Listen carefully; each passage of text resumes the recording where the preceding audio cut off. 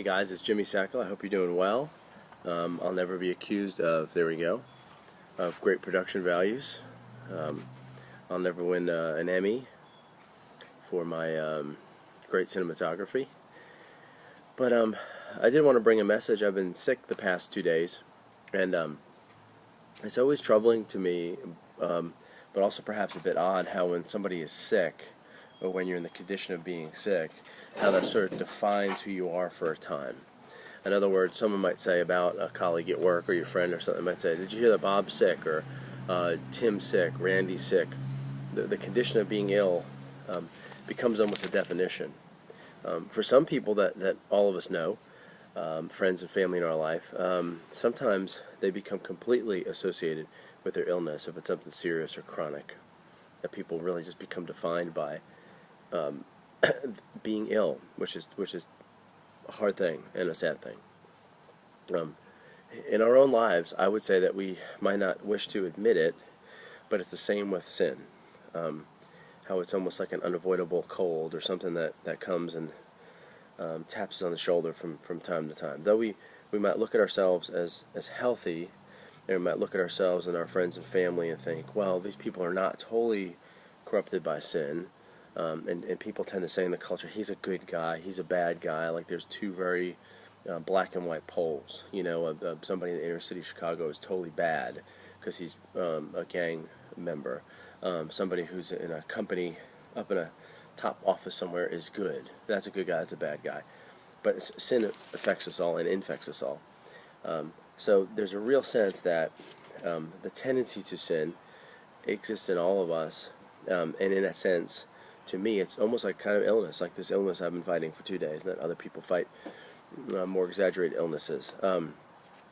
Recently in our youth group, where I am, my wife and I are members of a church, my friend Nathan, who's a really talented teacher, did an illustration for the high school group, which was he took a large glass of water and he put a drop of purple food coloring in it, and the food coloring, the purple, eventually kind of permeated all of the water.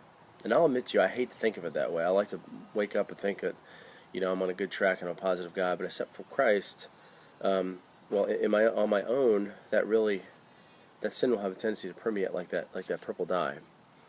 And it's such a good illustration because it really shows how that, just like getting sick, like a virus, that sinful nature will rear its head. Constantly, so we need to be aware of it. Here's the great news: that Jesus comes for all of us. Jesus comes for those of us who think we're holy. Jesus comes for those who think we're totally corrupt. No matter where we think we are in that spectrum and how we see ourselves, Jesus is the answer. And you can see this in Matthew 9, where Jesus begins to call people to himself as he develops the 12 people that will be his disciples. As Jesus went out, this is Matthew 9 through 13. As Jesus went out from there, he saw a man named Matthew sitting at the tax office, and he said to him, "Follow me." So he got up and followed him. While he was reclining at the table in the house, many tax collectors and sinners came as guests to eat with Jesus and his disciples. When the Pharisees saw this, they asked his disciples, "Why does your teacher eat with tax collectors and sinners?" But when he heard this, he said, "Those who are well don't need a doctor, but the sick do. Go and learn what this means," in bold here. "I desire mercy and not sacrifice, for I didn't come to call the righteous, but sinners." So there's bad news and good news there, maybe in the reverse order. Those who see themselves as righteous, and this is an idea, can I become righteous on my own? Well, not really. I'm not righteous apart from Jesus Christ. So people who see themselves as very righteous, some of your church friends and folks, and Young Life's always been good in saying that just because you go to church, you're not, completely righteous. Okay? Some of your friends who appear to be holy and righteous, Jesus is saying, I'm not coming for them because they seem to have figured it out on their own.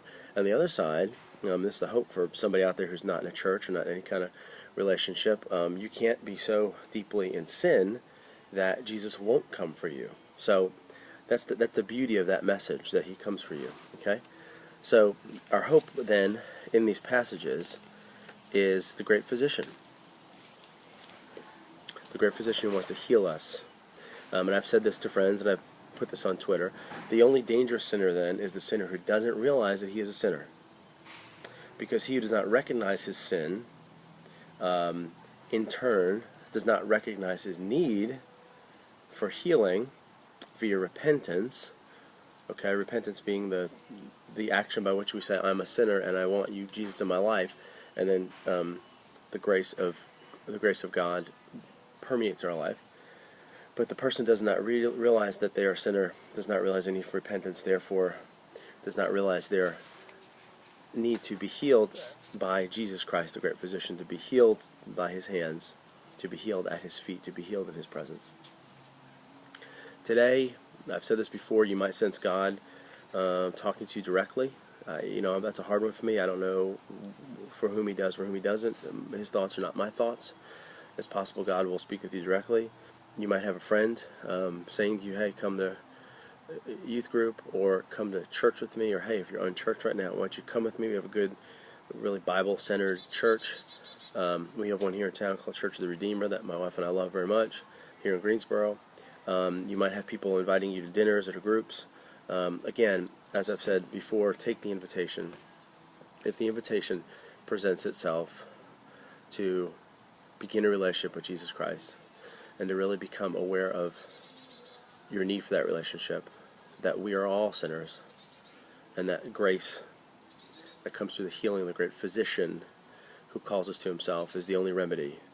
That's the greatest thing that you could begin to do in any day of your life. I hope that makes sense. I hope this is helpful in your life.